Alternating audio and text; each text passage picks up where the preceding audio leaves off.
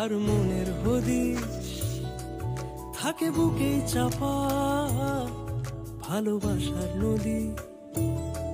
কে যে কোথায় পাবে কার মনের হদিশ। রাধে রাধে বন্ধুরা, কেমন আছো তোমরা সবাই? আশা করছি তোমরা সবাই খুব ভালো আছো, আমিও ভালো আছি। তো এই সিম্পল হাউসওয়াইফ জয়শ্রীর নতুন আরও একটি ব্লগে তোমাদের সকলকে স্বাগত জানাই। এখন বাজে সকাল 7টা। তাহলে চলো এখন থেকেই তোমাদেরকে সাথে নিয়ে আমরা ব্লগটা স্টার্ট করছি। আই হোপ যে আজকের ব্লগটা তোমাদের ভালো লাগবে। সকালবেলা ঘুম থেকে উঠে না কিছু আশিবাসি কাজকর্ম, এই রুটিনগুলো যদি আমরা মেনে চলি প্রতিটা গৃহবধূ, তাহলে কিন্তু সংসারে আর্থিক অনটন কখনোই আসে না, সংসারের সুখ সমৃদ্ধি বৃদ্ধি পায়। তো সেটা আমরা অনেক সময় মেনে থাকি, আবার অনেক সময় মেনে থাকি না। অনেক সময় অনেকে ভাবে যে এগুলো হয়তো কুসংস্কার। এই যেমন ধরো আমরা গ্রামে থাকি, তো আমাদের সবার প্রথমে ঘুম থেকে উঠে এই যে বাসি ঘর বাসি উঠানটাকে ঝাড় দিতে হবে।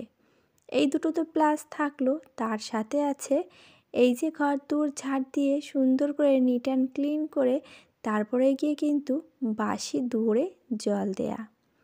এই যে দুটো কাজ হলো। তারপরে কি করতে হবে, বাসির দুয়ারটাকে যদি তুমি মুছতে চাও তাহলে সেটা মুছতে পারো। আর সেই সাথে যদি তুমি মনে করো যে না আমি প্রত্যেকটা ঘরের দুয়ার থেকে একেবারে বাসি দুয়ারটা মুছবো, তাহলেও কিন্তু তুমি সেটা মুছতে পারো। আর সবথেকে মেন যে ঘটনাটা সেটা হলো এই যে আমরা বাসি কাজকর্ম করি, অনেক সময় আছে আমাদের বাড়ির ছেলেরা হুট করে দেখা গেল সকাল সকাল হয়তো বাড়ি থেকে বেরিয়ে যাবে, তখন অন্তত কিছু করো আর না করো দুপুরে একটু জলের ছিটা দিয়ে দেবে। অনেকে সেটা করে না, তবে এগুলো না এক প্রকার সংসারে বলতে পারো যে আগেকার দিনের সংস্কার। তো এগুলো না এখন কুসংস্কারে পরিণত হয়েছে। তবে কেউ মানলে মানুক কি না মানুক সেটা বড় কথা নয়, আমি তো মানবই। কে মানছে কি না মানছে সেটা দেখলে তো আর আমার সংসারের উন্নতি কিংবা আমার সংসারের লক্ষ্মীশ্রী কেউ তো আর ধরে নিতে পারবে না। আর যাই হোক, এই যে আমি তো ফ্রেশ হয়ে নিয়েছি, আর তারপরে যা থাকে সকালবেলা এখন একটু স্কিন কেয়ার করে নিলাম। আর এটা যদি না করা হয় তাহলে কিন্তু অসম্ভব স্কিনে টান পড়ে, যেহেতু এখন প্রচণ্ড ঠান্ডা পড়েছে। যেন তো শহরে কেমন ঠান্ডা পড়েছে তো সেটা বলতে পারবো না, কিন্তু আমাদের গ্রামে না প্রচুর ঠান্ডা। মানে এখন বলতে পারো সকালবেলা ঠান্ডা জলে হাত দেওয়া মানে বিশাল একটা ভয়ানক ব্যাপার। আর এই যে সকালবেলা ঠান্ডা জলে তেমনভাবে তো আর আমার হাত দেওয়া হয় না, তবে ফ্রেশ হতে গেলে তখন ওই যে মুখে হাতে জল দিই তখন মনে হয় যেন বাবারে বাবা কোথা থেকে কী যেন একটা গায়ের মধ্যে চাপিয়ে দিল। আর তখন মানে ভালো লাগে বেশ ফ্রেশ হতে, কিন্তু তারপরে যে আর হাতটা নাড়ানো যায় না, পুরো আঙুলগুলো পুরো ঠান্ডায় শীতল হয়ে যায় জানো তো। আর এটা না জানারও বা কোনো কিছুই নেই, কেননা আমরা প্রত্যেকটা হাউসওয়াইফই তো এই একই সাধারণত কাজ করে থাকি।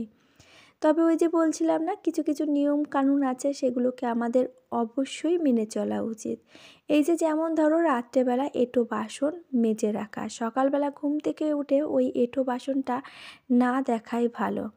আর এই যে গ্যাসটা তো তোমার গ্যাস বলো উনান বলো এগুলো তো নিট অ্যান্ড ক্লিন করে রাখা ভালো। তবে কি বলো তো, উনুন অনেকে বলে যে গরম উনুন লেপে রাখতে হয়, তবে আমার ঠাকুমার কাছে শুনেছি গরম উনুন লেপে রাখতে নেই, তাতে করে নাকি কি একটা ঠোসকা পড়ে না কি জানো। যা হোক, গরম উনুন লেপে রাখা যায় না। তবে গ্যাসটা তো সবসময় নিট অ্যান্ড ক্লিন করে রাখি, রান্নাবান্নার পরে যে একটু ঠান্ডা হয়ে যায় তখনই কিন্তু আমি ক্লিন করি। ওই যে বলে গরম উনুন মুছতে নেই কিংবা গরম উনুন লেপতে নেই, তো সেখানে তো গরম গ্যাসটাও তো মুছতে নেই, সেটাও তো একটা উনুন। যা হোক, আমরা তাতে করে তো রান্না করেই খাই। আর এই যে ওইদিকে সমস্ত কাজ সেরে তারপরে ফাইনালি এদিকে বাসি উনুনটাকেও লেপে নিয়েছি।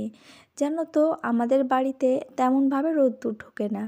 ওই যে সকালবেলা একেবারে ঘুম থেকে উঠে যদি রোদ্দুরটা আসে তাহলে সেই রোদ্দুরটা একেবারে দুয়ারে পড়ে, তখন মনে হয় যেন দুয়ারটার এখানে চুপচাপ বসে থাকি। তো ওই করে না সকালবেলা বেশ কিছুটা লেটও হয়ে যায়। মুখে মনে হচ্ছে না ক্রিম ডলছে, মনে হচ্ছে কি মুখে মনে হয় ঝামা ঘষছে, হাত দিয়ে এমন ভাবে ঘষছে। মানুষ ওইভাবে মুখে ক্রিম ঘষে, দুই হাত দিয়ে একটু সফট করে ক্রিম ঘষে। আর বলেছে মুখে ক্রিম লাগাতে, আর মনে হচ্ছে মুখ দিয়ে ঝামা ঘষছে। হয়েছে ঘষা ঝামা?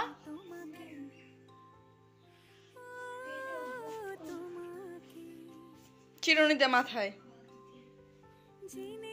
অন্যান্য দিন কী হয়, স্কুলে যাওয়ার আগে স্নানের কথা বলতে হয়, তবে তাকে আজকে আর স্নানের কথা বলতে হয়নি। আমি দেখি উনুনটা লেপছি, এরই মাঝে দেখি ও মোটামুটি স্নান কমপ্লিট করে এসেছে। বলল মা আমি টয়লেট যাচ্ছি। তো দেখি এরই ফাঁকে সে স্নান সেরে এসেছে। তো আমি বললাম যে তুই মুখে ক্রিমটা লাগিয়ে নে। আমি তখন উনুনটা লেপছি। তো ক্রিম লাগাতে বলেছি, তো মুখে মনে হচ্ছে এমনভাবে ঘষছে যে যেমন ঝামা দিয়ে ঘষতে হয় না, ঠিক তেমনভাবে। আর এই যে এরই মাঝে একটা ডিম ভাজা করে এনে তাকে কিন্তু খেতেও দিয়ে দিয়েছি।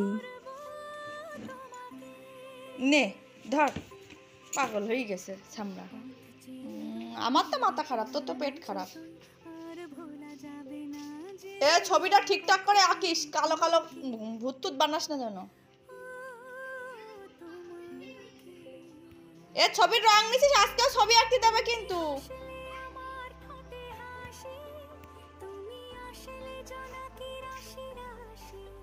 পটলের নতি, পেঁয়াজের কলি, পেঁয়াজ, সিম, ফুলকপি, বেগুন, আর এদিকে হলো পটলা।